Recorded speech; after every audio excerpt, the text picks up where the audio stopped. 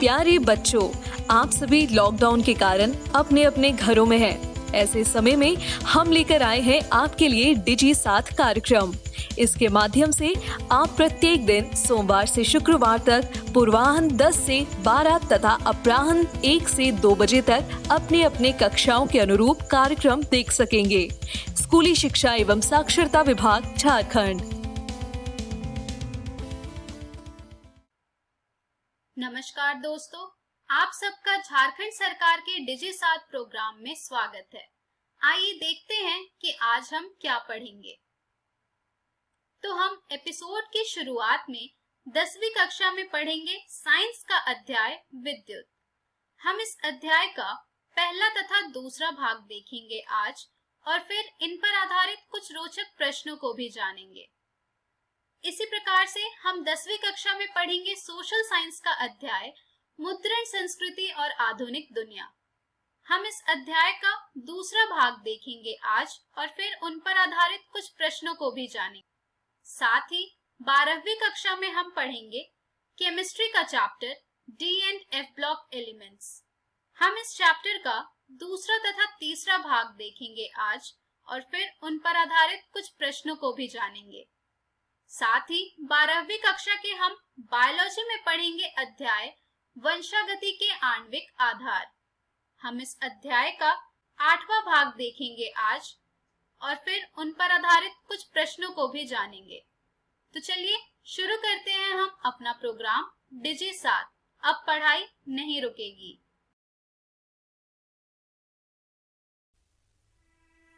नमस्कार दोस्तों, आज हम कक्षा 10वीं के विज्ञान का 12वां पाठ विद्युत शुरू करने जा रहे हैं। तो आइए देखते हैं कि आज की इस वीडियो में हम लोग कौन कौन सी चीजों के बारे में पढ़ने वाले हैं। आज की इस वीडियो में सबसे पहले हम परिचय पढ़ेंगे पाठ का, उसके बाद हम विद्युत धारा के बारे में पढ़ेंगे, और आखिरी में हम लोग विद्युत परिपथ के बारे में पढ़ेंगे।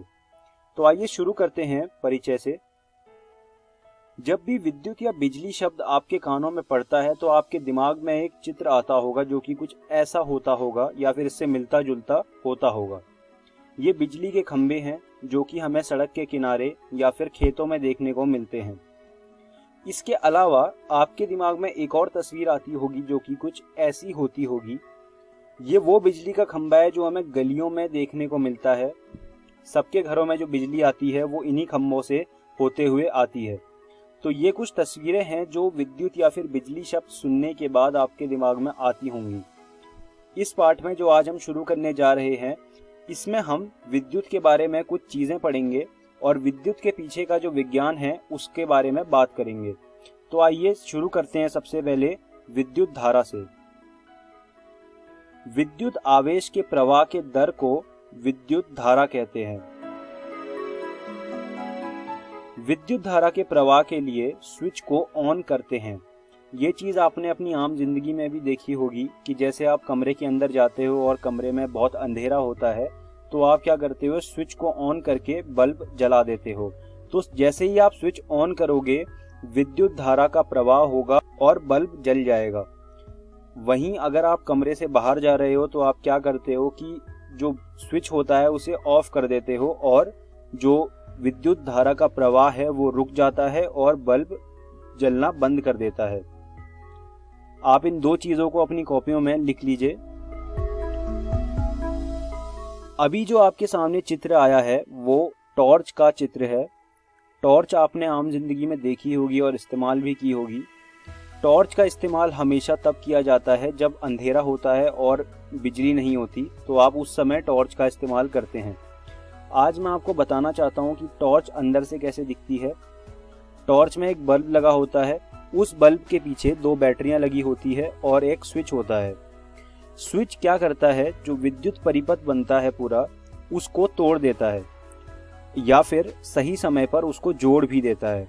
जब हमें टॉर्च का उपयोग नहीं करना होता तो हम स्विच को ऑफ कर देते हैं और विद्युत परिपथ टूट जाता है, जिसके कारण बल्ब जलना बंद कर देता है। जब हमें बल्ब को जलाना होता है तो हम स्विच को ऑन कर देते हैं और बल्ब जल जाता है। तो ये काम होता है स्विच का। आप इस चित्र को अपनी अपनी कॉपियों में बना लीजिए। अब आगे बात करते हैं जो विद्युत धारा का फॉर्मूला होता है। विद्युत धारा का फॉर्मूला आपकी स्क्रीन के सामने है, I equal to Q upon T। यहाँ पर जो I है वो विद्युत धारा है, Q जो है वो आवेश है और T समय है। विद्युत धारा का जो SI मात्रक होता है वो एम्पियर होता है। आप इन दोनों चीज़ों को अपनी कॉपियों में लिख लीजिए। अब बात करते हैं विद्युत परिपथ की। आपके सामने जो अभी चित्र आया है वो विद्युत परिपथ का चित्र है। हालांकि उपकरणों के हिसाब से विद्युत परिपथ बदलता है, लेकिन ये सबसे आम विद्युत परिपथ है। इसमें आप देख सकते हैं बल्ब लगा हुआ है, एमीटर लगा हुआ है, स्विच है और बैटरी है। ये सब बल्ब, स्विच, एमीटर और बैटरी के प्रतीक हैं। हम लोग कभी भी विद्युत परिपथ में असली चित्र नहीं बनाते, हम हमेशा प्रतीकों का इस्तेमाल करते हैं। I जो है वो विद्युत धारा को दर्शाता है। आप इस विद्युत परिपथ को अपनी अपनी कॉपियों में बना लीजिए। अब हम इस वीडियो के अंत में आ गए हैं। अब जानते हैं कि आज की इस वीडियो में हमने क्या क्या चीज़ें सीखी। सबसे पहले हमने पाठ का परिचय पढ़ा, उसके बाद हमने विद्युत धारा के बारे में पढ़ा और आखिरी में हमने विद्युत परिपथ के बारे में पढ़ा। मैं उम्मीद करता हूँ आपको मेरी पढ़ाई हुई सारी चीज़ें समझ आई होंगी और आपको ये सुझाव दूंगा कि आप विज्ञान की NCERT से इन सब चीज़ों को दोबारा से पढ़ लीजिएगा और साथ ही इनके कुछ प्रश्न भी हल कर लीजिएगा। अगली वीडियो में हम लोग विद्युत विभव के बारे में पढ़ेंगे, विभवांतर के बारे में पढ़ेंगे और प्रतीकों के बारे में पढ़ेंगे। धन्यवाद दोस्तों।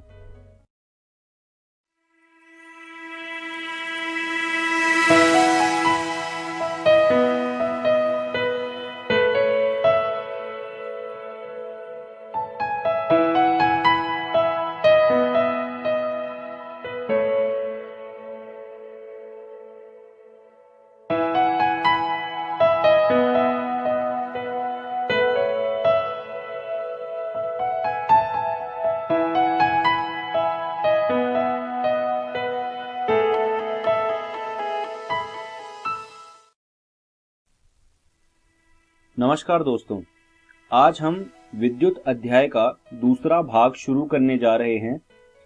तो वीडियो को शुरू करने से पहले आइए देखते हैं कि आज की इस वीडियो में हम लोग कौन कौन से चीज़ों पर बात करने वाले हैं। आज की इस वीडियो में सबसे पहले हम लोग विद्युत विभव के बारे में पढ़ेंगे, उसके बाद हम विभवांतर के बारे में पढ़ेंगे और आखिरी में हम प्रतीकों के बारे में पढ़ेंगे। तो आइए शुरू करते हैं विद्युत विभव से। विद्युत विभव होता क्या है, आइए जानते हैं। आप अपने सामने देख रहे होंगे एक चित्र आया है जिसमें दो पानी की टंकियां हैं। वाटर टैंक 1 पहली पानी की टंकी है और वाटर टैंक 2 दूसरी पानी की टंकी है। पहली पानी की टंकी में जो पानी का स्तर है वो ज्यादा है, दूसरी में कम है। अब होगा क्या, मैं आपसे ये सवाल करता हूं कि अब क्या होगा। जाहिर सी बात है, ये चीज आपने आमतौर पर भी देखी होगी कि जो पहला टैंक है वहां से पानी दूसरे टैंक में बहेगा। तो ऐसा क्यों होता है? तो ये चीज आपने आमतौर पर भी देखी होगी। तो जब हम ऐसे दो टंकियों को एक साथ जोड़ेंगे, एक में पानी ज्यादा होगा दूसरे में कम होगा, तो ज्यादा से कम की तरफ पानी बहेगा। यही चीज होती है विद्युत में भी। क्या होता है, जहां पर ज्यादा विभव होता है वहां से कम विभव वाली जगह पर बहता है। तो ये होता है विद्युत विभव। आइए हम आगे इसके बारे में और बातें करते हैं। विभवांतर, आइए जानते हैं विभवांतर होता क्या है। इलेक्ट्रॉन केवल तभी गति करते हैं जब चालक के अनुदिश वैद्युत दाब में कोई अंतर होता है, जिसे विभवांतर कहते हैं। आप इस चीज को अपनी कॉपी में लिख लीजिए। अब बात करते हैं विभवांतर के फॉर्मूले के बारे में। आपके सामने स्क्रीन पर जो फॉर्मूला आया है वो विभवांतर का फॉर्मूला है। विभवांतर यहाँ पर V है, तो फॉर्मूला है V बराबर W अपॉन Q। यहाँ पर जो W है वो जो कार्य किया गया है वो है, और जो Q है वो आवेश है। तो विद्युत विभवांतर का जो SI मात्रक होता है वो वोल्ट होता है। तो आप ये दो बातें अपनी कॉपियों में लिख लीजिए। आगे बढ़ते हैं और बात करते हैं 1 वोल्ट की। बहुत बार परीक्षा में ये सवाल पूछ लिया जाता है कि 1 वोल्ट क्या होता है, या फिर 1 वोल्ट के बारे में लिखिए। तो आप वहां पर क्या लिखेंगे? यदि किसी विद्युत धारावाही चालक के 2 बिंदुओं के बीच 1 कूलाम आवेश को एक बिंदु से दूसरे बिंदु तक ले जाने में 1 जूल कार्य किया जाता है, तो उन 2 बिंदुओं के बीच विभवांतर 1 वोल्ट होता है। ये चीज आपको परीक्षा में लिखनी है। अगर ये पूछा जाए कि 1 वोल्ट के बारे में लिखिए या 1 वोल्ट क्या होता है, तो ये चीज भी आप अपनी कॉपी में लिख लीजिए। आगे बढ़ते हैं और बात करते हैं वोल्ट मीटर की। वोल्ट मीटर विभवांतर निकालने के लिए इस्तेमाल किया जाता है। इसे हमेशा 2 बिंदुओं से पार्श्वक्रम में संयोजित करते हैं। तो ये 2 बातें आप वोल्ट मीटर के बारे में लिख लीजिए। अब बात करते हैं प्रतीकों की। तो जैसा कि मैंने आपको पहली वीडियो में ये चीज दिखाई थी कि एक मैंने आपको विद्युत परिपथ दिखाया था, उसमें कुछ चीजें थी जो शायद आपके समझ में नहीं आई होंगी। तो आज मैं आपको ये समझा देता हूं कि वो कौन कौन सी चीजें थी और वो क्या दर्शाती हैं। तो ये टेबल है आपके सामने। जो अव्यय वाला कॉलम है वहां पर वो चीज के बारे में लिखा है कि वो चीज कौन सी थी, और उसके दाहिने तरफ उसका प्रतीक बना हुआ है। आप इस टेबल को अपनी कॉपी में हूबहू लिख लीजिए। इसके अलावा एक और टेबल है जो कि ये है, आप इसे भी अपनी कॉपी में बना लीजिए। अब हम इस वीडियो के अंत में आ गए हैं, तो आइए जानते हैं कि आज की इस वीडियो में हमने क्या क्या सीखा। सबसे पहले हमने विद्युत विभव के बारे में पढ़ा, उसके बाद हमने विभवांतर के बारे में पढ़ा, और आखिरी में हमने प्रतीकों के बारे में पढ़ा। मैं उम्मीद करता हूं आपको मेरी पढ़ाई हुई सारी बातें समझ आई होंगी, और मैं आपको यह सुझाव दूंगा कि आप ये सारी चीजें अपनी जो NCERT है विज्ञान की, उससे पढ़ लीजिए एक बार दोबारा से, और साथ में इन सब चीजों के ऊपर कुछ प्रश्न भी हल कर लीजिए। आइए अब देखते हैं कि आने वाली वीडियो में हम कौन कौन सी चीजें पढ़ने वाले हैं। तो हमारी अगली वीडियो में हम लोग ओम का नियम पढ़ेंगे, उसके बाद हम कारक के बारे में पढ़ेंगे, और आखिरी में हम प्रतिरोधकता के बारे में पढ़ेंगे। धन्यवाद दोस्तों।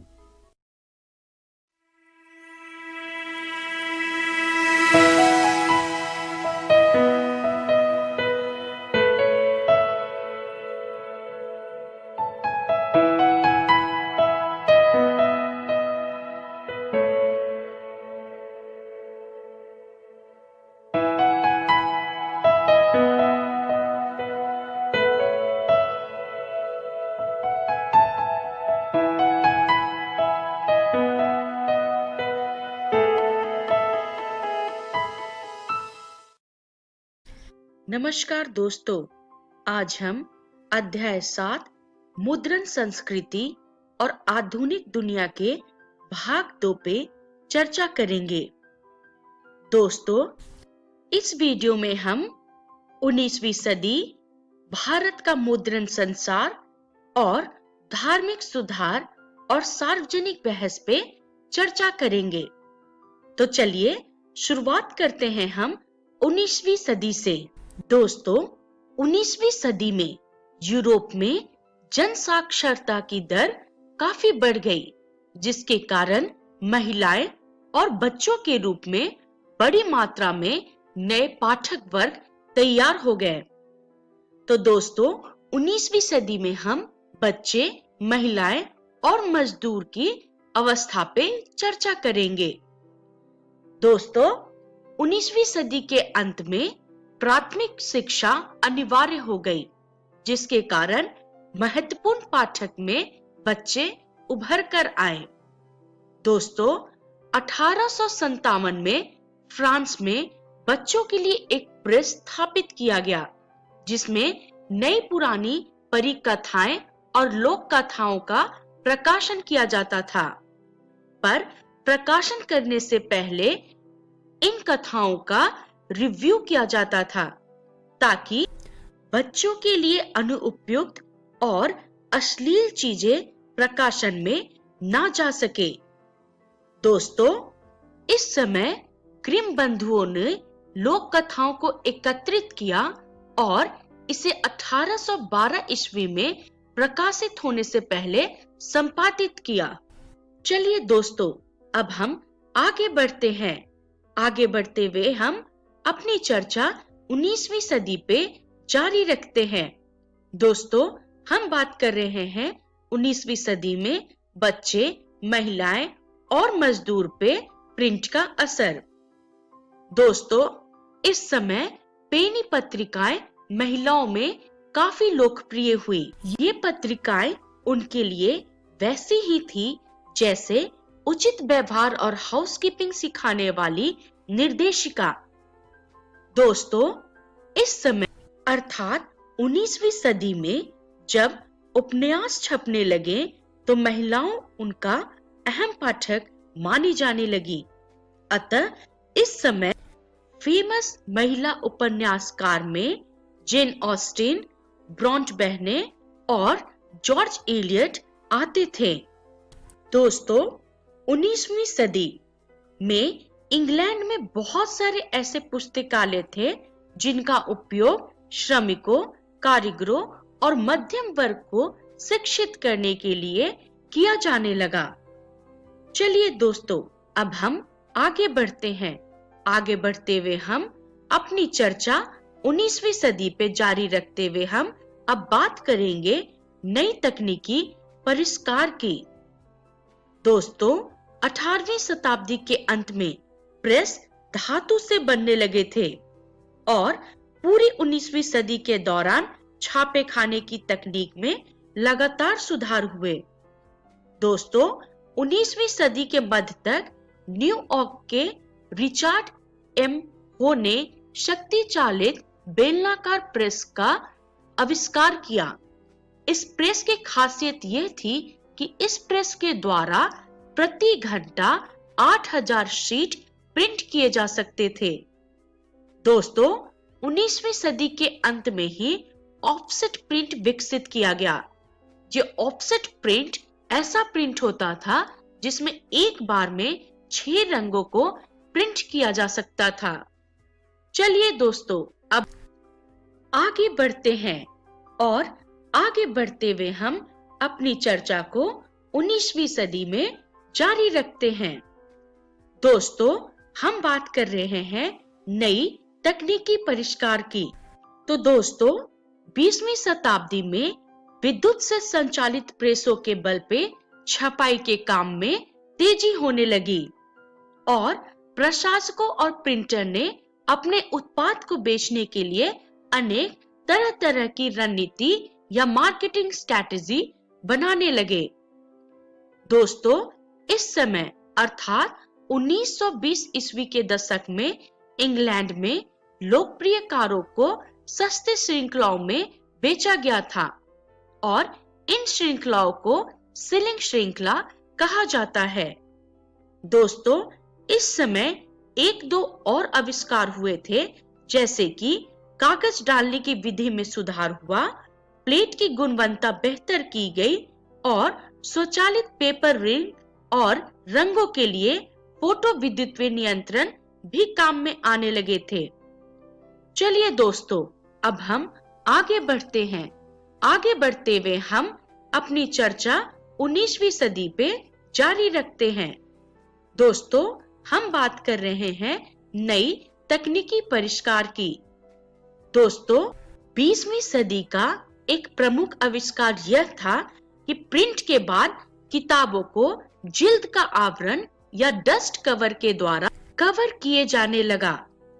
दोस्तों, 1930 के आर्थिक मंदी के कारण प्रशासकों को किताबों की बिक्री गिरने का भय हुआ, जिसके कारण उन्होंने सस्ते पेपर बैग और अजिल्द संस्करण छापने लगे। चलिए दोस्तों, अब हम आगे बढ़ते हैं। आगे बढ़ते हुए अब हम चर्चा करेंगे भारत का मुद्रण संसार पे। दोस्तों, भारत के मुद्रण संसार में हम पहले चर्चा करेंगे मुद्रण युग से पहले की पांडुलिपियों पे। दोस्तों, भारत में संस्कृत, अरबी, फारसी और विभिन्न क्षेत्रीय भाषाओं में हस्तलिखित पांडुलिपियों की पुरानी और समृद्ध परंपरा थी। दोस्तों, इन पांडुलिपियों को ताड़ के पत्ते या हाथ से बने कागज पे नकल करके बनाई जाती थी। कभी-कभी तो पन्नों पे बेहतरीन तस्वीरें भी बनाई जाती थी और उनकी उम्र बढ़ाने के ख्याल से तख्तियों को जिल्द में या सिलकर बांध दिया जाता था। दोस्तों, यहाँ तक कि 19वीं सदी के अंत में छपाई आने के बाद भी पांडुलिपियां छापी जाती थी। दोस्तों, 18वीं सदी में जयदेव द्वारा गीत गोविंद हस्तलिखित पांडुलिपि का ही एक उदाहरण है। दोस्तों, 14वीं शताब्दी के कवि हाफिज द्वारा संग्रहित रचनाओं को दीवान के रूप में जाना जाता था। दोस्तों, ये जो पांडुलिपियां होती थी वो काफी नाजुक और महंगी होती थी। एक तो उन्हें सावधानी से पकड़ना होता था और लिपियों के अलग-अलग तरीके से लिखे जाने के कारण उन्हें पढ़ना भी आसान नहीं था, इसलिए उनका व्यापक और दैनिक इस्तेमाल नहीं हो पाता था। चलिए दोस्तों, अब हम आगे बढ़ते हैं। आगे बढ़ते हुए हम अपनी चर्चा को भारत का मुद्रण संसार पे जारी रखते हुए अब हम छपाई भारत आई पे चर्चा करेंगे। दोस्तों, मध्य 16वीं शताब्दी में पुर्तगाली मिशनरियों के साथ गोवा में पहली प्रिंटिंग प्रेस आई। दोस्तों, 1674 ईस्वी तक कोंकणी और कन्नड़ भाषा में लगभग 50 किताबें छप चुकी थी। दोस्तों, कोचीन में पहली तमिल किताब 1879 और पहली मलयालम किताब 1713 में आई। चलिए दोस्तों, अब हम आगे बढ़ते हैं। आगे बढ़ते हुए हम अपनी चर्चा भारत के मुद्रण संसार पे जारी रखते हुए हम भारत में छपाई के बारे में चर्चा करते हैं। दोस्तों, 1710 तक डच प्रोटेस्ट मिशनरियों ने 32 तमिल ग्रंथों को मुद्रित किया था और 17वीं शताब्दी के अंत में अंग्रेज ईस्ट इंडिया कंपनी ने प्रेस आयात करना शुरू कर दिए थे। हालांकि भारत में अंग्रेजी में छपाई को विकास करने में बहुत समय लग गया था। दोस्तों, 18वीं शताब्दी के अंत में समाचार पत्र और पत्रिकाएं भी छपने लगी थी। चलिए दोस्तों, अब हम आगे बढ़ते हैं। आगे बढ़ते हुए अब हम चर्चा करेंगे धार्मिक सुधार और सार्वजनिक बहस पे। दोस्तों, जैसा कि हम जानते हैं, 19वीं सदी के शुरुआत से ही धार्मिक मसलों को लेके बहस से बाजार गर्म था। इसलिए इस दौरान पुस्तिकाओं और अखबारों ने न केवल विचारों का प्रचार प्रसार किया, बल्कि उन बहसों को शक्ल भी देना स्टार्ट कर दिए। दोस्तों, इस समय धार्मिक सुधार को और हिंदी रूढ़िवादियों के बीच विवाद का समय तेजी से रहा। इनका मुख्यतः विवाद का मुद्दा होता था विधवादा, एकेश्वरवाद, ब्राह्मण पुजारी वर्ग और मूर्ति पूजन। दोस्तों, इस समय आम आदमी की भाषा में ही विचार छपते थे ताकि वो उसे आसानी से पढ़ सके और अपना तर्क वितर्क भी रख सके। दोस्तों, इस समय समाज सुधारक राम मोहन राय ने 1821 में संवाद कौमुदी को प्रकाशित किया और दोस्तों, राम मोहन राय के विचारों से टक्कर लेने के लिए रूढ़िवादियों ने समाचार पत्र चंद्रिका का सहारा लिया। चलिए दोस्तों, अब हम आगे बढ़ते हैं। आगे बढ़ते हुए हम धार्मिक सुधार और सार्वजनिक बहस की चर्चा को जारी रखते हैं। दोस्तों, 1822 में 2 फारसी समाचार पत्र प्रकाशित हुए, जो थे जामे जहां और शमसूल अखबार। दोस्तों, 1822 में ही गुजराती अखबार और बॉम्बे समाचार शुरू हुआ। दोस्तों, उत्तर भारत में उल्मा, जो कि इस्लाम के कानूनी विद्वान थे, उन्हें मुस्लिम राजवंश के पतन के बारे में काफी चिंता हुई। उन्हें डर था कि कहीं औपनिवेशिक शासक धर्मांतरण को बढ़ावा न दे या मुस्लिम कानून बदल न दे। इससे निपटने के लिए उन्होंने सस्ते लिथोग्राफी प्रेस का इस्तेमाल करते हुए धर्म ग्रंथों के फारसी या उर्दू अनुवाद छापे और धार्मिक अखबार तथा गुटके निकाले। दोस्तों, 1867 में देवबंद सेमिनरी ने हजारों फतवे जारी किए और इन्होंने इस्लामी कानून पे कानूनी घोषणाओं को भी प्रकाशित किए। चलिए दोस्तों, अब हम आगे बढ़ते हैं। आगे बढ़ते हुए हम अपनी चर्चा धार्मिक सुधार और सार्वजनिक बहस पे जारी रखते हैं। दोस्तों, तुलसीदास की 16वीं सदी की किताब रामचरितमानस का पहला मुद्रित संस्करण 1810 में कोलकाता में प्रकाशित हुआ और दोस्तों 1880 के दशक में लखनऊ में नवल किशोर प्रेस और बॉम्बे में श्री वेंकटेश्वर प्रेस ने कई धार्मिक ग्रंथ प्रकाशित किए। तो चलिए दोस्तों, अब हम आगे बढ़ते हैं और आगे बढ़ते हुए हम ये देखते हैं कि इस वीडियो में हमने क्या सीखा। तो दोस्तों, इस वीडियो में हमने 19वीं सदी, भारत का मुद्रण संसार और धार्मिक सुधार और सार्वजनिक बहस की चर्चा की। इसका रेफरेंस है इतिहास कक्षा 10 की पाठ्य पुस्तक। और दोस्तों, अगली वीडियो में हम चर्चा करेंगे प्रकाशन के नए रूप और प्रिंट और प्रतिबंध पर। तब तक के लिए धन्यवाद।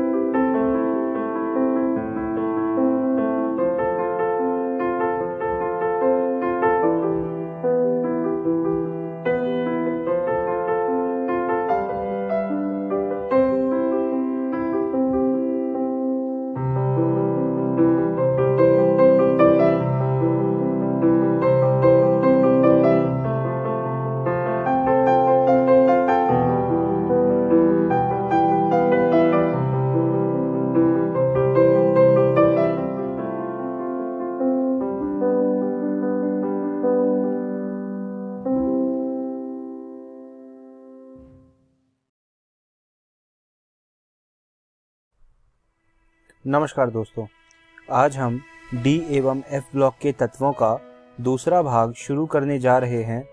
वीडियो को शुरू करने से पहले आइए देखते हैं कि आज की इस वीडियो में हम कौन कौन सी चीज़ों के बारे में पढ़ने वाले हैं। इस वीडियो में सबसे पहले हम आयनन एंथैल्पी के बारे में पढ़ेंगे, उसके बाद हम ऑक्सीकरण अवस्था के बारे में पढ़ेंगे और आखिरी में हम मानक इलेक्ट्रोड विभवों में प्रवृत्तियां पढ़ेंगे।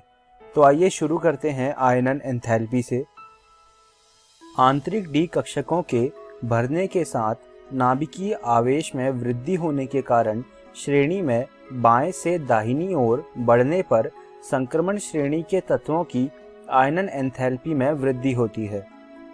संक्रमण तत्वों की श्रेणी में आयनन एंथैल्पी में परिवर्तन असंक्रमण तत्वों की श्रेणी से कम होता है। 3D श्रेणी की धातुओं की प्रथम आयनन एंथैल्पी की अनियमित प्रवृत्ति का यद्यपि कोई खास रासायनिक महत्व नहीं है, फिर भी यह स्पष्टीकरण दिया जा सकता है कि एक इलेक्ट्रॉन पृथक करने से 4s तथा 3d कक्षकों की अपेक्षित ऊर्जाओं में परिवर्तन होता है। हम जैसे जैसे 3d श्रृंखला के आवर्त में बढ़ते हैं तो स्कैंडियम से जिंक की ओर जाने पर नाभिक का आवेश बढ़ता है, परंतु इलेक्ट्रॉन आंतरिक उपकोष के कक्षक यानी 3d कक्षक में जाते हैं। यह 3d इलेक्ट्रॉन 4s इलेक्ट्रॉनों को बढ़ते हुए नाभिक आवेश से उस स्थिति के मुकाबले कुछ अधिक प्रभावी ढंग से परिरक्षित कर सकते हैं जिसमें बाह्य इलेक्ट्रॉन एक दूसरे को परिरक्षित करते हैं। अतः परमाणविक त्रिज्या कम तेजी से घटती है, इसलिए 3d श्रृंखला में इलेक्ट्रॉनी ऊर्जा में मामूली वृद्धि होती है। 2 या अधिक धन आवेश वाले आयनों का विन्यास d⁻n होता है तथा 4s में इलेक्ट्रॉन नहीं होते। सामान्यतः द्वितीय आयनन एंथैल्पी के मान में नाभिकीय आवेश में वृद्धि के साथ बढ़ने की प्रवृत्ति की अपेक्षा होती है, क्योंकि एक d इलेक्ट्रॉन दूसरे d इलेक्ट्रॉन को नाभिक के आवेश के प्रभाव से परिरक्षित नहीं करता। इसका कारण d कक्षकों की दिशा का भिन्न होना है। आयनन एंथैल्पी का मान प्रत्येक इलेक्ट्रॉन के नाभिक की ओर आकर्षण, 2 इलेक्ट्रॉन के बीच प्रतिकर्षण और विनिमय ऊर्जा पर निर्भर करता है। ऊर्जा स्तर के स्थायित्व के लिए विनिमय ऊर्जा उत्तरदायी होती है। विनिमय ऊर्जा अपभ्रष्ट कक्षकों में समदिश प्रचक्रणों के कुल संभव युगलों के लगभग समानुपाती होती है। जब अपभ्रष्ट कक्षकों में अनेक इलेक्ट्रॉन होते हैं तो निम्नतम ऊर्जा वाला स्तर वह होता है जिसमें अधिकतम कक्षकों में समदिश प्रचक्रण वाले एक एक इलेक्ट्रॉन होते हैं। ये हमारा हुंड का नियम है और ये आपने कक्षा 11वीं में पढ़ा होगा अपने तीसरे अध्याय में, जो कि एटॉमिक स्ट्रक्चर था। विनिमय ऊर्जा का हल्स होने से स्थायित्व बढ़ता है और स्थायित्व बढ़ने से आयनन कठिन हो जाता है। d⁻6 विन्यास में विनिमय ऊर्जा का हल्स नहीं होता। अब हम एक बहुत ही इंपॉर्टेंट चीज देखने जा रहे हैं। अभी आपके सामने जो चित्र आया है वो मैंगनीज का इलेक्ट्रॉनिक कॉन्फ़िगरेशन है। मैंगनीज का जो outermost shell electronic configuration होता है वो 4s2 3d5 होता है। अगर मैंगनीज से एक इलेक्ट्रॉन निकाल लिया जाए तो वो एक इलेक्ट्रॉन उसके 4s सबशेल से निकलता है, तो Mn+ का जो इलेक्ट्रॉनिक कॉन्फ़िगरेशन बनता है वो 4s1 3d5 बनता है। वहीं हम बात करें Cr की, जो कि क्रोमियम है, क्रोमियम का outermost shell electronic configuration 4s1 3d5 होता है। अगर आप यहाँ पर Cr+ बनाओगे तो 4s से एक इलेक्ट्रॉन निकलेगा और Cr+ बन जाएगा। अब अगर आप देखो तो Cr+ में जो आउटर मोस्ट शेल का इलेक्ट्रॉनिक कॉन्फ़िगरेशन है वो 3d5 होगा, जो कि एक हाफ फिल्ड शेल है और वो एक्स्ट्रा स्टेबिलिटी प्रदान करता है क्रोमियम प्लस आयन को। वहीं अगर आप बात करो तो मैंगनीज का जो Mn+ आयन बना, उसमें जो outermost shell electronic configuration था वो 4s1 3d5 था, तो यहाँ पर 4s में भी एक इलेक्ट्रॉन है। अब होता क्या है, क्रोमियम स्टेबल है, स्टेबल होने की वजह से उसकी जो आयनन एंथैल्पी होती है वो ज़्यादा होगी Mn+ के मुकाबले। तो इस टाइप के क्वेश्चंस एग्जाम में पूछे जाते हैं, आपको इनकी प्रैक्टिस करनी होगी। अब हम आगे बढ़ते हैं और बात करते हैं ऑक्सीकरण अवस्था की। अभी आपके सामने एक टेबल आई होगी, इसमें स्कैंडियम से लेके जिंक तक जितने भी हमारे प्रथम श्रेणी के एलिमेंट होते हैं उन सब के जितने भी पॉसिबल ऑक्सीडेशन स्टेट्स हैं वो मेंशन किए गए हैं। आप देख सकते हैं कि स्कैंडियम में +3, उसके बाद वो ऑक्सीडेशन स्टेट्स बढ़ते जाते हैं। स्कैंडियम में एक ही ऑक्सीडेशन स्टेट मौजूद है, उसके बाद 3, फिर 4, फिर 5, ऐसे करते करते जो ऑक्सीडेशन स्टेट्स का नंबर है वो बढ़ रहा है, फिर घट रहा है और आखिरी में जब हम जिंक में पहुंचते हैं तो दोबारा से हमें एक ही ऑक्सीडेशन स्टेट देखने को मिलती है। आपने देखा होगा कि अत्यधिक संख्या में ऑक्सीकरण अवस्थाएं दर्शाने वाले तत्व संक्रमण श्रेणी के मध्य में या इसके निकट स्थित हैं। अगर आप एग्जाम्पल के तौर पे देखें तो मैंगनीज जो है वो +2 से +7 तक की सभी ऑक्सीकरण अवस्थाएं दर्शाता है। श्रेणी के दोनों किनारों पर ऑक्सीकरण अवस्थाओं की संख्या कम पाई जाती है। इसका कारण तत्वों में परित्याग्य या साझेदारी के लिए कम इलेक्ट्रॉनों की उपलब्धता अथवा तत्वों के संयोजकता कोश में d इलेक्ट्रॉनों की अधिक संख्या है। इस प्रकार प्रथम श्रेणी के आरंभ में स्कैंडियम वास्तविकता में अज्ञात है तथा Ti2 या Ti3 की तुलना में Ti4 अधिक स्थायी है। श्रेणी के दूसरे छोर पर जिंक की एकमात्र ऑक्सीकरण अवस्था +2 है। परिवर्तनीय ऑक्सीकरण अवस्थाएं, जो कि संक्रमण तत्वों की एक विशेषता है, का कारण है अपूर्ण डी कक्षकों में इलेक्ट्रॉनों का इस प्रकार से प्रवेश करना जिससे इन तत्वों की ऑक्सीकरण अवस्थाओं में एक का अंतर बना रहे। ये हमने बात करी ऑक्सीकरण अवस्था की। अब हम बात करेंगे M2+ बटा M मानक इलेक्ट्रोड विभवों में प्रवृत्तियों की। तो अभी आपके सामने एक टेबल आया होगा, इसमें Ti से लेके जिंक तक जितने भी हमारे प्रथम श्रेणी के एलिमेंट होते हैं उनमें जो Mn2 से Mn में जाने का मानक इलेक्ट्रोड विभव लगता है उसकी वैल्यू उस टेबल में आपको दी हुई है। आप यहाँ पर वेरिएशन देख सकते हैं और इस वेरिएशन को अपनी कॉपी में नोट कर सकते हैं। जनरली इसका जो ट्रेंड होता है वो कुछ एक फिक्स ट्रेंड नहीं होता। आप देख सकते हैं पहले ये नीचे की ओर जाते हुए घट रहा है और फिर क्रोमियम से जब हम मैंगनीज में जाते हैं तो ये बढ़ता है, फिर घटता है और फिर घटता ही चला जाता है और फिर ये निकल के बाद दोबारा से बढ़ना शुरू होता है। इसका एक ग्राफ भी आपकी बुक में मौजूद है, आप चाहें तो उस ग्राफ को भी जाकर देख सकते हैं। अब हम बात करेंगे M3+ बटा M2+ मानक इलेक्ट्रोड विभवों में प्रवृत्तियों की। इसका भी कुछ सेम ही ट्रेंड होता है।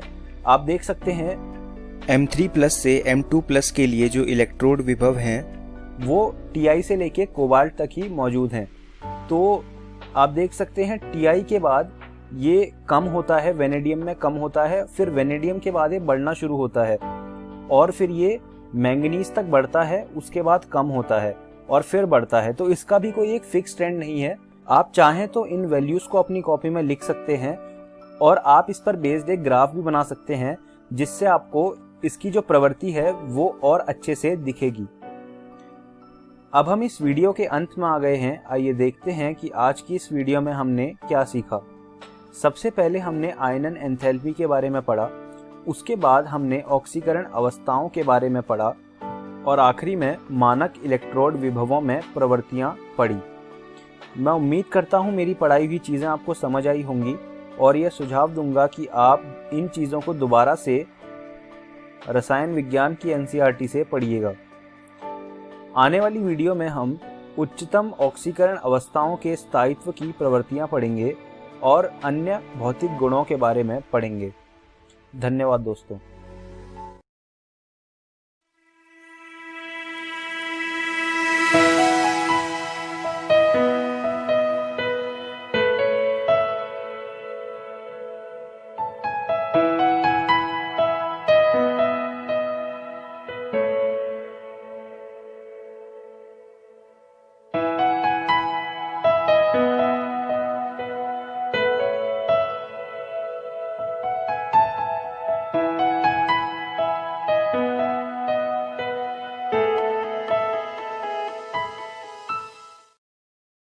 नमस्कार दोस्तों, आज हम डी एवं एफ ब्लॉक के तत्वों का तीसरा भाग शुरू करने जा रहे हैं। वीडियो को शुरू करने से पहले आइए देखते हैं कि आज की इस वीडियो में हम कौन कौन सी चीजों के बारे में बात करने वाले हैं। इस वीडियो में सबसे पहले हम उच्चतम ऑक्सीकरण अवस्थाओं के स्थायित्व की प्रवृत्तियां पढ़ेंगे और उसके बाद हम अन्य भौतिक गुणों के बारे में पढ़ेंगे। तो आइए शुरू करते हैं उच्चतम ऑक्सीकरण अवस्थाओं के स्थायित्व की प्रवृत्तियां। अभी जो आपके सामने टेबल आई है, ये स्थायी हैलाइडों को दर्शाती है। उच्चतम ऑक्सीकरण संख्या TiX4, VF5 और CrF6 में प्राप्त होती है।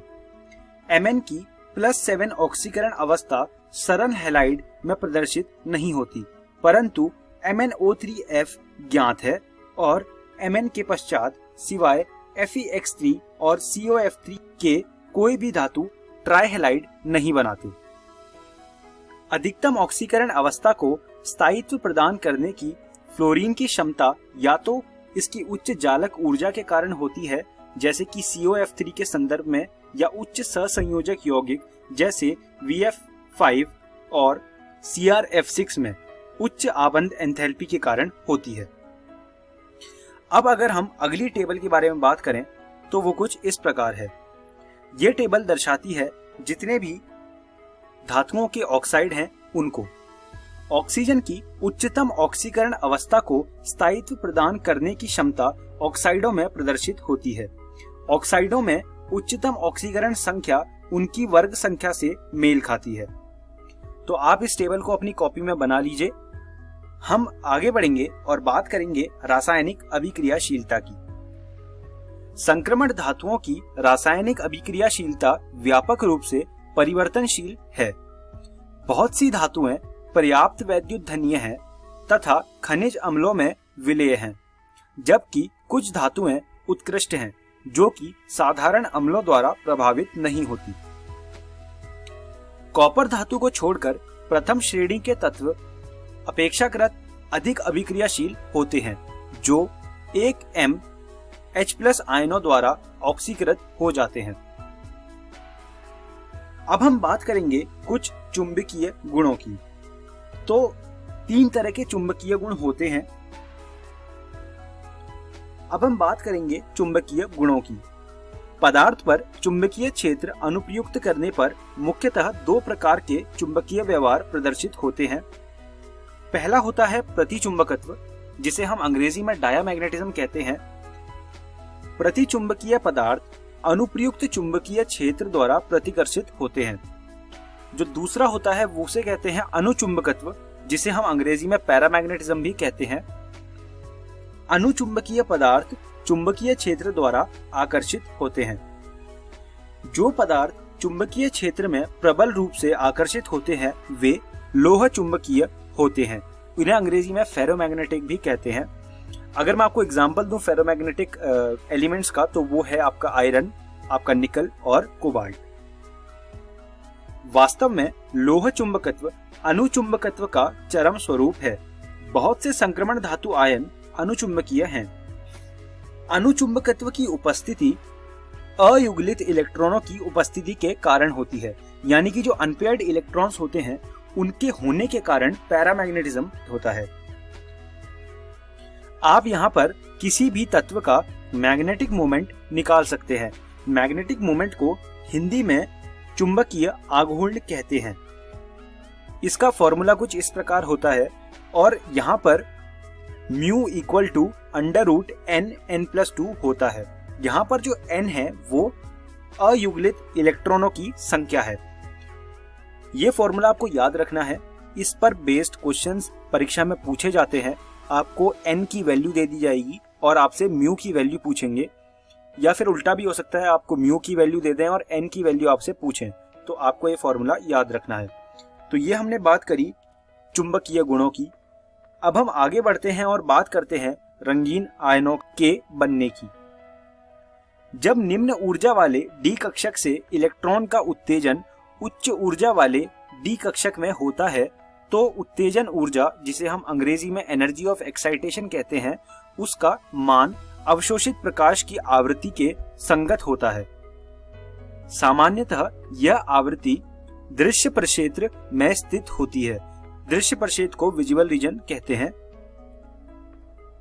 प्रेक्षित रंग अवशोषित प्रकाश का पूरक रंग होता है। अब हम बात करेंगे संकुलन यौगिकों के बनने की। संकुलन यौगिक वे यौगिक होते हैं जिनमें धातु आयन निश्चित संख्या में ऋणायन अथवा उदासीन अणुओं से बंधन करके संकुलन स्पीशीज बनाते हैं, जिनमें अपने अभिलक्षणिक गुण होते हैं। ये कुछ उदाहरण हैं संकुलन यौगिकों के, आप इन्हें अपनी कॉपी में लिख सकते हैं। अब हम बात करेंगे उत्प्रेरकीय गुणों की। संक्रमण धातुएं तथा इनके यौगिक उत्प्रेरकीय सक्रियता के लिए जाने जाते हैं। संक्रमण धातुओं का यही गुण उनकी परिवर्तनशील संयोजकता एवं संकुल यौगिक के बनाने के गुण के कारण है। उत्प्रेरक के ठोस पृष्ठ पर अभिकारक के अणुओं तथा उत्प्रेरक की सतह के परमाणुओं के बीच आबंधों की रचना होती है। आबंध बनाने के लिए प्रथम संक्रमण श्रेणी की धातुएं 3D एवं 4s इलेक्ट्रॉनों का उपयोग करती हैं। परिणाम स्वरूप उत्प्रेरक की सतह पर अभिकारक की सांद्रता में वृद्धि हो जाती है तथा अभिकारक के अणुओं में उपस्थित आबंध दुर्बल हो जाते हैं। ऑक्सीकारक अवस्थाओं में परिवर्तन हो सकने के कारण संक्रमण धातुएं उत्प्रेरक के रूप में अधिक प्रभावी होती हैं। अब हम बात करेंगे अंतराकाशी यौगिकों के बनने की। जब संक्रमण धातुओं के क्रिस्टल जालक के भीतर छोटे आकार वाले परमाणु जैसे H, N या C संपाशित हो जाते हैं तो अंतराकाशी यौगिकों की रचना होती है। ये यौगिक सामान्यतया असमीकरणमितीय होते हैं तथा न तो आयनी होते हैं और न ही सहसंयोजी।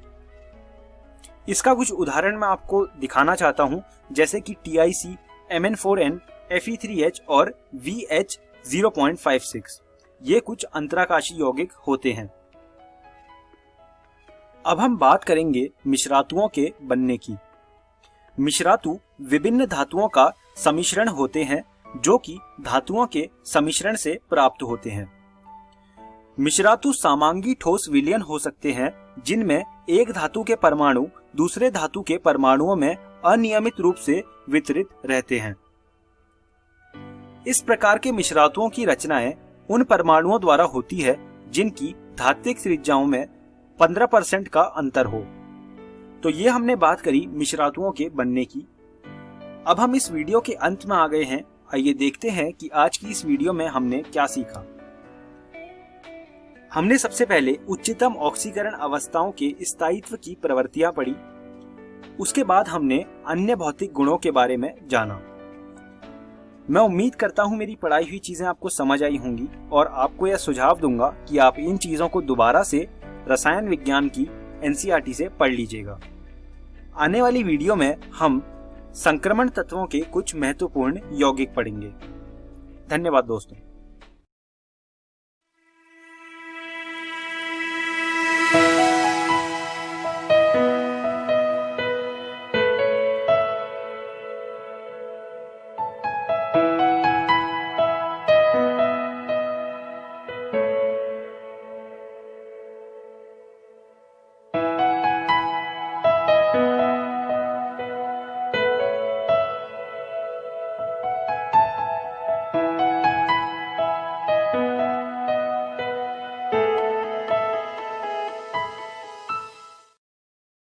हेलो दोस्तों, जीव विज्ञान की इस वीडियो में आपका स्वागत है। आज हम आपका अध्याय वंशागति के आणविक आधार का प्रैक्टिस क्वेश्चन का वीडियो देखेंगे। इस वीडियो में हम जानेंगे कि इस अध्याय में से आपको परीक्षा में कौन से प्रश्न पूछे जा सकते हैं। तो चलिए शुरू करते हैं। और सबसे पहला प्रश्न है, स्थानांतरण के दौरान राइबोसोम की दो मुख्य भूमिकाओं की सूची बनाइए। अब ये प्रश्न एकदम सरल है, जिसमें कि आपको राइबोसोम के दो कार्य को लिख देना है जो कि स्थानांतरण के दौरान होते हैं। तो आइए जान लेते हैं कि इसका उत्तर हम कैसे लिखेंगे। स्थानांतरण के दौरान राइबोसोम के महत्वपूर्ण कार्य इस प्रकार हैं। पहला कार्य है, राइबोसोम उस साइट के रूप में कार्य करता है जहां प्रोटीन संश्लेषण व्यक्तिगत अमीनो अम्ल से होता है। यह दो उप एककों से बना है। छोटा उप एकक दूध आरएनए के संपर्क में आता है और एक प्रोटीन संश्लेषक कॉम्प्लेक्स बनाता है, जबकि बड़ा उपेकक एक अमीनो अम्ल बाइंडिंग साइट के रूप में कार्य करता है। इसका दूसरा कार्य है राइबोसोम पेप्टाइड बंध के निर्माण में उत्प्रेरक का काम करता है, जैसे कि जीवाणु में राइबोजाइम होता है। आइए दोस्तों अब अगले प्रश्न की ओर चलते हैं, जो कि है यदि डीएनए के एक रज्जुक के अनुक्रम निम्नवत लिखे हैं, तो आपको ये एक रज्जुक का डीएनए के एक रज्जुक का आपको अनुक्रम दे दिया है, तो पूरक रज्जुक के अनुक्रम को 5 से 3 प्राइम दिशा में लिखे। तो इस प्रश्न में सीधा सीधा आपको एक रज्जुक का अनुक्रम दे रखा है और आपसे उसके पूरक रज्जुक के अनुक्रम को 5 प्राइम से 3 प्राइम दिशा में लिखना है। तो आइए देख लेते हैं कि इसका हम उत्तर कैसे लिखेंगे। डीएनए रज्जुक एक दूसरे के क्षार अनुक्रम के संबंध में पूरक होते हैं, इसलिए डीएनए के एक रज्जुक का अनुक्रम है, तो ये रज्जुक का हमको अनुक्रम दे रखा है और आपको पता है कि वो पूरक होते हैं, दोनों रज्जुक एक दूसरे के संबंध में पूरक होते हैं। तो आप इस रज्जुक के अनुक्रम को देखकर इसके पूरक रज्जुक को लिखने की कोशिश कीजिए, उसके अनुक्रम को लिखने की कोशिश कीजिए। मैं आपको एक चीज फिर से बता दूं कि एडेनिन जो होता है वो थायमिन से जुड़ता है और गुआनिन साइटोसिन से जुड़ता है। तो आप लिखने की कोशिश कीजिए। हाँ दोस्तों, इसके पूरक रज्जुक का अनुक्रम होगा ये, लेकिन आप एक चीज जरूर ध्यान रखें, ये जो अनुक्रम है ये 3 प्राइम से 5 प्राइम दिशा में है, क्योंकि जो डीएनए के रज्जु होते हैं वो विपरीत दिशाओं में चलते हैं, इसलिए तो ये चीज मैंने आपको बता दी। पूरक रज्जु का अनुक्रम 3 प्राइम से 5 प्राइम दिशा में होगा, ये जो कि हमको मिला, और इसको हमें उल्टा कर देना है। तो पूरक रज्जु का अनुक्रम 5 प्राइम से 3 प्राइम दिशा में होगा ये, तो यही आपका उत्तर होगा। आइए दोस्तों अब तीसरे प्रश्न की ओर चलते हैं। यदि एक द्विरज्जुक डीएनए में 20% साइटोसिन है, तो डीएनए में मिलने वाले एडेनिन की प्रतिशत की गणना कीजिए। तो आइए देख लेते हैं दोस्तों कि इस ऐसे प्रश्नों का हम कैसे उत्तर लिखेंगे। चारगफ नियम के अनुसार डीएनए अणु में पैरामिडिन, जिसमें कि साइटोसिन और थायमिन आते हैं, और प्योरिन्स, जिसमें कि एडेनिन और गुआनिन आते हैं, का समान अनुपात होना चाहिए। इसका अर्थ है कि एडेनिन अणुओं की संख्या थायमिन अणुओं के बराबर है और गुआनिन अणुओं की संख्या साइटोसिन अणुओं के बराबर है। तो इस बात से हमको यह पता चलता है कि जो एडेनिन का प्रतिशत होगा वो थायमिन के बराबर होगा और जो गुआनिन का प्रतिशत होगा वो साइटोसिन के प्रतिशत के बराबर होगा। यदि डीएनए में 20% साइटोसिन है, जो कि हमें प्रश्न में दे रखा है, तो नियम के अनुसार इसमें 20% गुआनिन होता है, क्योंकि आपने देख लिया है कि जितना गुआनिन होगा उतना ही साइटोसिन होगा। तो ऐसे करके हमने गुआनिन का प्रतिशत पता कर लिया। इस प्रकार G+C सामग्री का प्रतिशत होगा 40%, क्योंकि 20 हमने लिया साइटोसिन से और 20 हमने लिया गुआनिन से, तो दोनों को जमा करके हमें मिलता है 40%। और दोस्तों अगर आप 100 में से 40 को घटाओगे तो हमें शेष मिलेगा 60%, जो कि A+T सामग्री दोनों का प्रतिनिधित्व करता है। चूंकि एडेनिन और गुआनिन हमेशा समान संख्या में मौजूद होते हैं, इसलिए एडेनिन 30% होगा और थायमिन भी 30% होगा। इससे हमने इसका उत्तर पता कर लिया कि हमसे एडेनिन का प्रतिशत पूछा था और एडेनिन का प्रतिशत हमको मिला 30%। तो यही आपका उत्तर होगा इसमें। आइए दोस्तों अब चौथे प्रश्न की ओर चलते हैं। निम्न के कार्यों का वर्णन करो। तो इसमें आपको 3 चीजें दे रखी हैं। पहला है उन्नायक यानी कि प्रोमोटर, दूसरा दे रखा है अंतरण आरएनए यानी कि टीआरएनए, और आपको तीसरा दे रखा है एक्सॉन, और आपको इनके कार्यों का वर्णन करना है। तो हम एक एक करके इनके कार्यों का वर्णन करेंगे। सबसे पहले हम उन्नायक के बारे में बात करेंगे। उन्नायक डीएनए का एक क्षेत्र है जो अनुलेखन की प्रक्रिया शुरू करने में मदद करता है। यह आरएनए पॉलीमरेज के लिए बंधन साइट के रूप में कार्य करता है। अब हम अंतरण आरएनए के बारे में लिखेंगे। अंतरण आरएनए अमीनो अम्ल को राइबोसोम तक लाता है और आनुवंशिक कूट को पढ़कर प्रोटीन बनाता है। अब हम एक्सॉन के कार्यों का वर्णन करेंगे। एक्सॉन ससीम केंद्रिकी में कूट लेखन करने वाले अनुक्रम होते हैं जो कि प्रोटीन के लिए कोड होते हैं। आइए दोस्तों 5वें प्रश्न की ओर चलते हैं, जो कि है डीएनए अंगुली छापी क्या है, इसके उपयोगिता पर प्रकाश डालिए। तो इस प्रश्न में आपसे पूछा गया है कि डीएनए अंगुली छापी क्या है, आपको उसके बारे में बताना और उसकी उपयोगिता को आपको लिखना है। तो आइए देख लेते हैं कि इसका उत्तर हम कैसे लिखेंगे। डीएनए अंगुली छापी एक ऐसी तकनीक है जिसका उपयोग डीएनए के स्तर पर विभिन्न व्यक्तियों में होने वाली विभिन्नताओं की पहचान करने और उनका विश्लेषण करने के लिए किया जाता है। यह डीएनए अनुक्रमों में परिवर्तनशीलता और बहुरूपता पर आधारित है। और इसकी उपयोगिता को हम लिखेंगे, जो कि है, सबसे पहले हम लिखेंगे इसका उपयोग संभावित अपराध संदिग्धों की पहचान करने के लिए फोरेंसिक विज्ञान में किया जाता है। इसका उपयोग जैविक पहचान को निर्धारित करने के लिए किया जाता है। इसका उपयोग जनसंख्या व आनुवंशिक विभिन्नता का निर्धारण व व्यक्तिगत पहचान में भी किया जा सकता है। यहाँ पर दोस्तों आपके अध्याय वंशागति का आणविक आधार का प्रैक्टिस क्वेश्चन का वीडियो खत्म होता है। अगली वीडियो में हम एक नया अध्याय शुरू करेंगे जिसका नाम है विकास। धन्यवाद।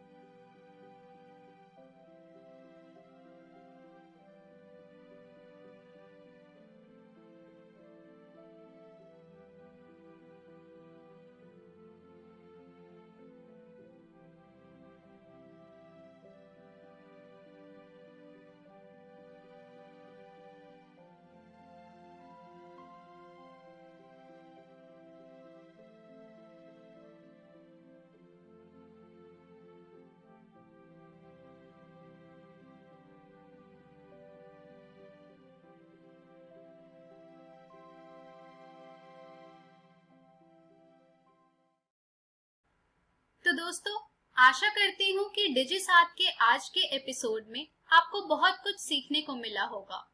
आइए देखते हैं कि आज हमने क्या पढ़ा। तो आज हमने 10वीं कक्षा में पढ़ा है साइंस का अध्याय विद्युत। साथ ही 10वीं कक्षा के सोशल साइंस में हमने पढ़ा है अध्याय मुद्रण संस्कृति और आधुनिक दुनिया। इसी प्रकार से 12वीं कक्षा में हमने पढ़ा है केमिस्ट्री का chapter D and F block elements. फिर हमने पढ़ा है 12वीं कक्षा के बायोलॉजी का चैप्टर वंशागति के आणविक आधार। चलिए अब हम देखते हैं कि हम कल क्या पढ़ेंगे। तो हम कल 10वीं कक्षा में पढ़ेंगे इंग्लिश का chapter the tale of custard the dragon. साथ ही 10वीं कक्षा में हम पढ़ेंगे हिंदी का चैप्टर एक कहानी यह भी। इसी प्रकार से 12वीं कक्षा में हम पढ़ेंगे गणित का चैप्टर एप्लीकेशन ऑफ डेरिवेटिव्स। साथ ही 12वीं कक्षा के फिजिक्स में हम पढ़ेंगे अध्याय विकिरण तथा द्रव्य की द्वैत प्रकृति। एक जरूरी सूचना इस एपिसोड की जो अभी आपने देखी, इसका पुनः प्रसारण YouTube पर किया जाएगा इकोवेशन के चैनल पर ठीक 3 बजे। तो यदि आप इस वीडियो को अपने दोस्तों के साथ शेयर करना चाहते हैं या इसे पुनः देखना चाहते हैं तो YouTube पर डिजिसात इकोवेशन सर्च करके आप इस वीडियो तक पहुंच सकते हैं। धन्यवाद।